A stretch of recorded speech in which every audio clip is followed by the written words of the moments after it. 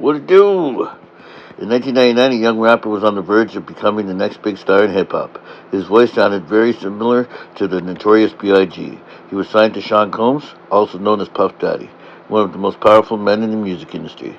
His debut album was already generating a buzz. But then, one night, inside a New York nightclub, just changed everything. Gunshots rang out, people were injured, and suddenly the rising rapper found himself at the center of one of hip-hop's most controversial criminal cases. That rapper was Shyne, and this story is one of the wildest and most tragic stories in hip-hop history. The story of Shyne. Shyne was born Jamal Michael Barrow in Belize City, Belize. His father, Dean Barrow, would later become the Prime Minister of Belize. But Shyne didn't grow up in the political world. As a teenager, he moved to New York City, where he was introduced to the streets of Brooklyn. Like many young men during the 1990s, hip-hop became both his escape and his opportunity. Shyne began writing rhymes and quickly developed a deep, gritty voice that reminded people of the late Notorious B.I.G. That voice would eventually open doors he never even thought possible in the music industry. Shyne's life changed when he was discovered by Sean Puff Daddy Combs. At the time, Puff was running Bad Boy Records, one of the most dominant labels in hip-hop. Bad Boy had already produced massive stars such as the Notorious B.I.G., Mace, and Lil' Kim. When Puff heard Shyne, he saw potential. Shyne had a voice that commanded attention, and Bad Boy Records quickly signed him. By the late 90s, Shyne was preparing to become the label's next major superstar. But everything changed on December 27, 1999.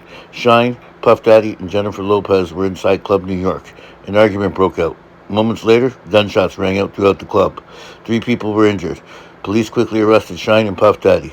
The case became national news. Hip-hop fans were shocked. Instead of celebrating his debut album, Shyne was suddenly fighting for his freedom in the court. The trial was one of the biggest hip-hop court cases of the early 2000s. Prosecutors argued that Shyne fired the gun inside the club. Meanwhile, Puff Daddy's legal team fought aggressively to clear his name. When the verdict finally came down, Puff Daddy was acquitted. Shyne was convicted. In 2001, Shyne was sentenced to 10 years in prison. His rap career had barely even started, and suddenly it was over, just like that.